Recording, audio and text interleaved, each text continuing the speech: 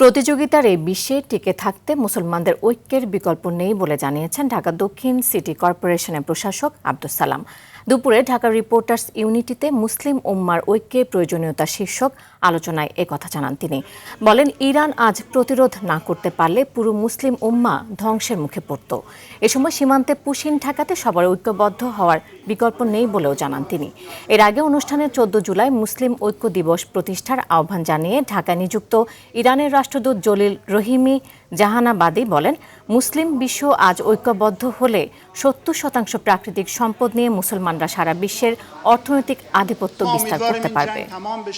পৃথিবীতে জ্বালানির 70%ই মুসলমানদের নিয়ন্ত্রণে থাকলেও বিশ্বের অর্থনীতিতে মুসলমানদের অবদান 10%-এর বেশি নয়। নিজেদের মধ্যে ঐক্য না থাকায় এই সমস্যা মুসলমানদের। আজ মুসলিম বিশ্ব ঐক্যবদ্ধ হলে প্রাকৃতিক সম্পদ বা শক্তির হিসেবে মুসলমানরা সারা বিশ্বে আধিপত্য বিস্তার করতে পারবে। আমার সীমান্ত দিয়ে পুশিন হচ্ছে, কি কারণে বাবা পুশিন করবে? নাম করা অবৈধ যারা আছে তাদেরকে তো পাঠায় না, কিন্তু অবৈধতার নামে আজকে এই দেশটাকে অস্থিরতার দিকে ঠেলে দেওয়ার জন্য আজকে ষড়যন্ত্র চলছে, চক্রান্ত চলছে।